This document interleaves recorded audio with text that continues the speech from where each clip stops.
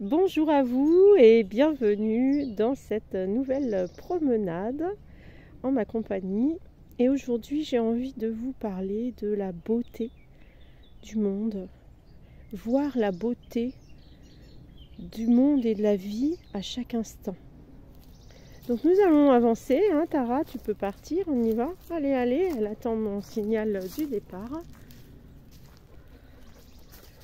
Et donc, nous voici partis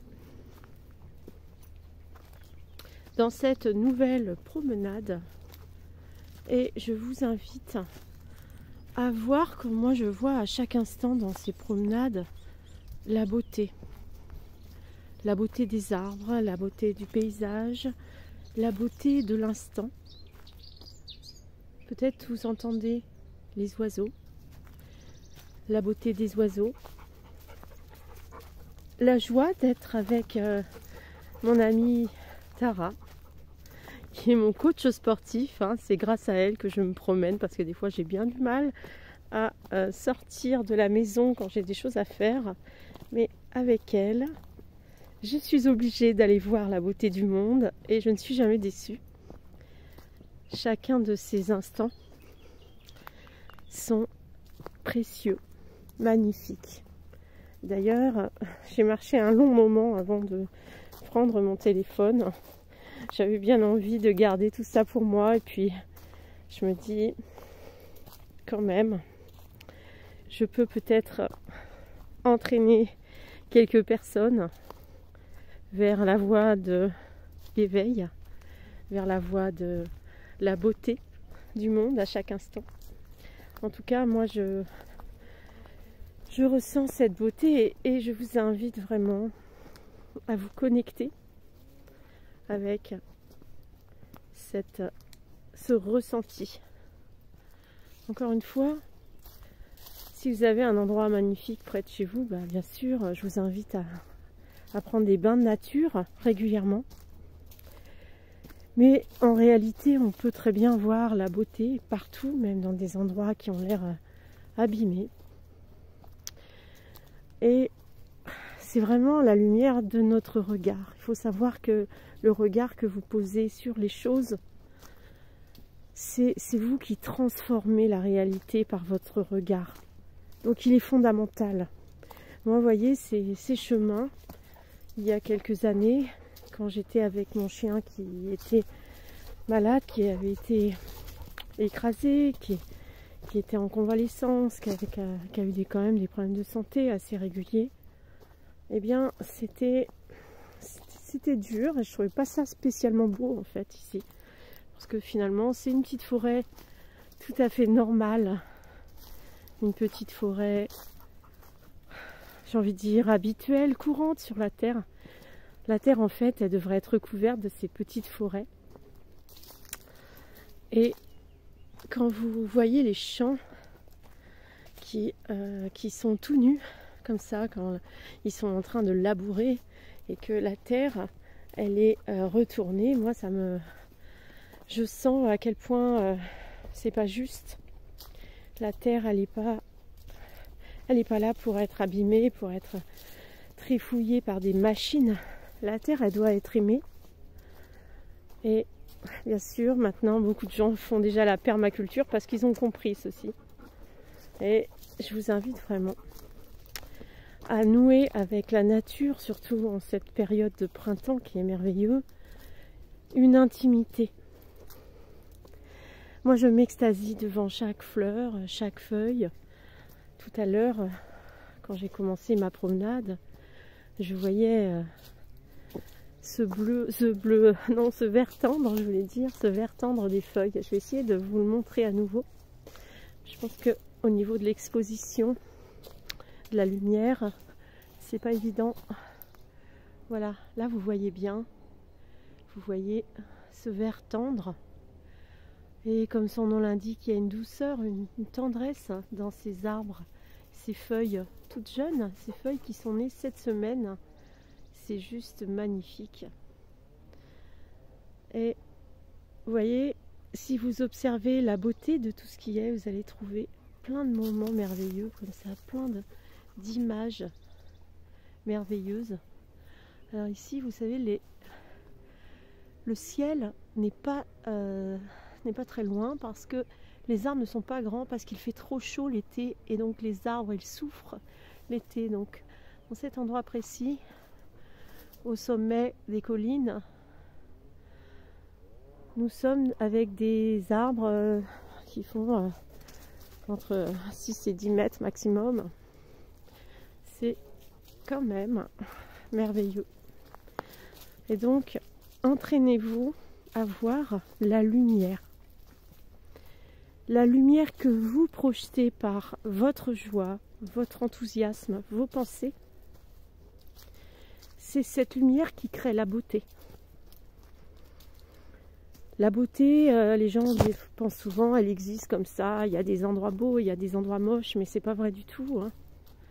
En fait, les endroits beaux, c'est des endroits où peu de gens sont allés et ceux qui y sont allés se sont extasiés, ils ont placé leur regard et du coup, la nature est divine dans ces endroits-là. Alors que les endroits qu'on peut trouver moches ou abîmés, c'est souvent des endroits où il s'est passé des choses de souffrance, des choses difficiles, et que les humains ont posé un regard triste, un regard malheureux. Et donc nous devons nettoyer par notre regard lumineux. Nous devons juste nettoyer la nature, les lieux. Et de la même manière que nous faisons ça pour la nature, nous pouvons bien sûr le faire sur les gens. Sur les gens qui nous entourent, nous pouvons bien sûr le faire sur nous-mêmes.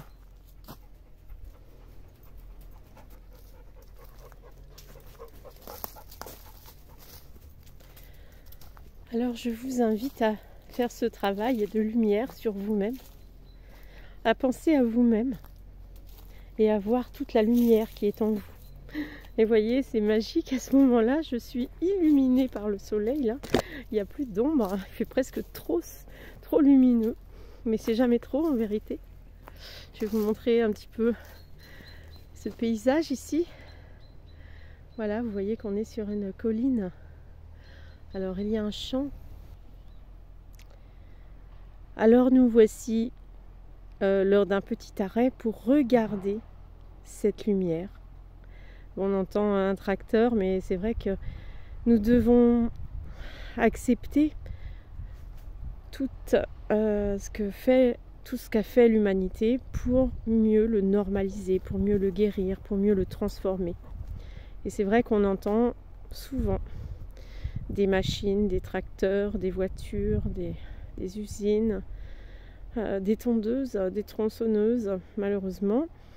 Mais même si la nature mère n'a pas fabriqué ça, l'être humain, lui, a été fabriqué par la nature et l'être humain a fabriqué ces machines. Donc nous devons assumer de manière collective, nous devons accueillir de manière collective toutes les erreurs humaines. Et si nous sommes un peu plus conscients de la lumière qui est créée par les humains, eh bien nous pouvons guérir, pouvons faire en sorte que ces machines soient intégrées harmonieusement. Il faut admettre que les machines à laver, les machines à les lave-vaisselle, etc., tout ça, ça nous a quand même facilité la vie. Donc c'est quelque chose que nous devons accueillir et voir la lumière en eux, et donc de conscientiser que nous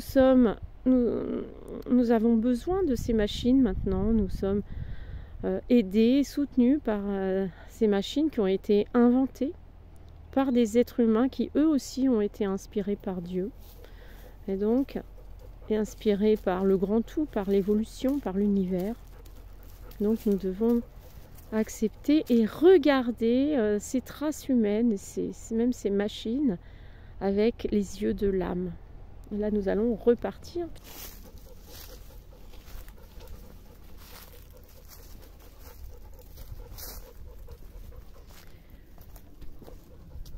Alors, voir la réalité avec les yeux de l'âme, c'est s'accepter totalement. c'est ne plus juger, ne plus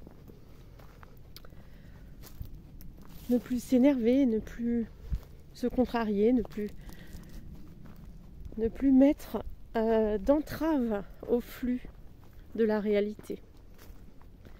Et quand vous arrêtez de vous mettre des freins comme ça, avec des arrêts du flux de la vie, c'est-à-dire que si vous commencez à commenter le flux de la vie, eh bien vous n'êtes plus dans l'instant présent. Et donc pour être dans l'instant présent, vous devez accepter ce qui vient, ce qui ne veut pas dire qu'on va être fataliste et rester coincé dans des situations désagréables, mais en montant notre joie, notre taux vibratoire à un niveau assez haut, eh bien on se rend compte à quel point tout ça c'est peu de choses finalement, ces contrariétés, et que au-delà de ces contrariétés, eh bien il y a une conscience qui sait que nous sommes tous reliés, nous sommes un. C'est pour ça que je vous parlais d'assumer, d'accepter. C'est de voir que la réalité est un tout. On le voit très bien quand on est dans une forêt. Les arbres se mélangent, on ne sait pas quel arbre est quel arbre, ils sont tous ensemble, tous mélangés. Eh bien, c'est comme ça qu'on doit voir l'humanité. C'est-à-dire que, ou aussi, on doit voir aussi cela quand on a des événements, c'est-à-dire voir que tous les événements sont reliés, que tous les gens sont reliés, que tous les objets sont reliés. Et donc, être dans un état d'éveil, d'euphorie, c'est être conscient de tout ce qui est, de cette reliance de tous les objets du monde, et en même temps, les ressentir, les normaliser et garder sa joie. Alors bien sûr, il y a des moments où il y a des événements qui nous créent des peurs, de la souffrance, de la douleur, de la frustration, du manque. Eh bien, à cet instant-là, vous montez si haut que vous êtes au-delà, au-dessus de tous ces inconvénients de la vie. Et vous n'arrivez à voir que la lumière. Voyez et percevez votre lumière, percevez la lumière du monde. Vous voyez, quand je regarde ces arbres, que je perçois cette lumière, je m'extasie et je remercie. Je suis vraiment... je suis pleine de gratitude à l'égard de la nature qui me réjouit. Surtout depuis que je suis rentrée des États-Unis, j'ai retrouvé ma forêt et plus que jamais, j'ai une énergie pour m'en occuper de cette forêt. Et là, la promenade, c'est le moment où je regarde, où je m'extasie. C'est ça, c'est magnifique particulièrement, je trouve, ces feuilles tendres de printemps.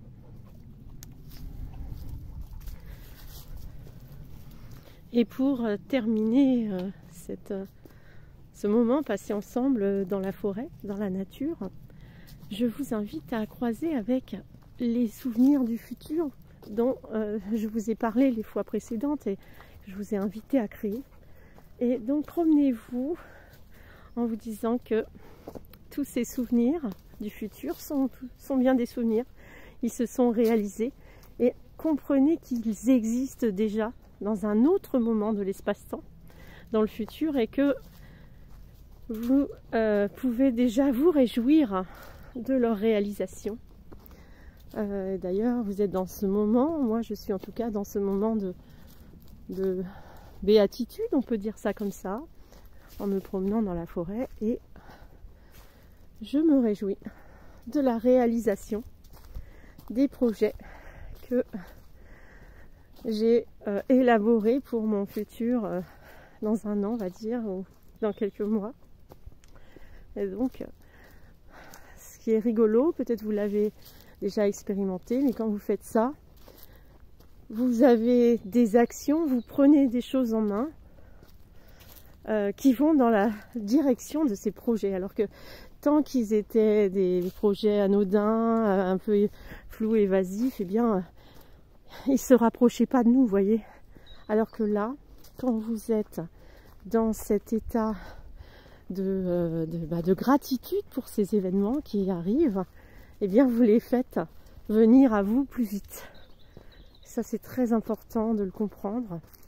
Et donc moi par exemple, parmi mes projets, j'ai donc un livre en cours d'écriture où je parle de tout ça, du temps, des souvenirs du futur, de l'éveil.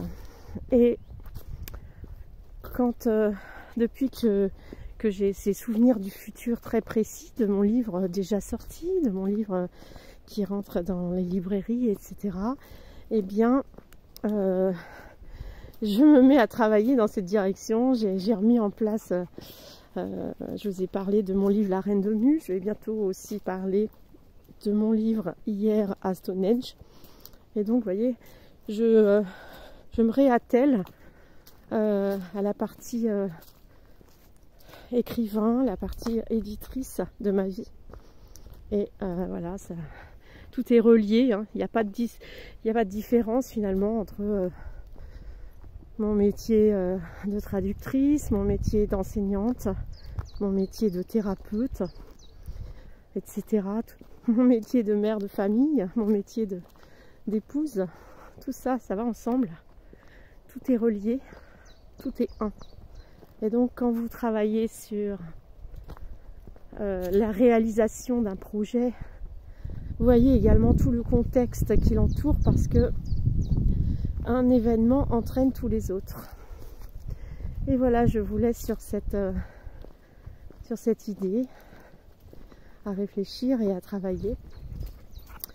Et on y va, Clara, là, hein, on arrive. Et donc je vous souhaite une très belle journée et pensez vraiment à regarder la beauté du monde avec les yeux de l'âme, parce que elle est partout, la beauté du monde. À bientôt dans la vie éternelle.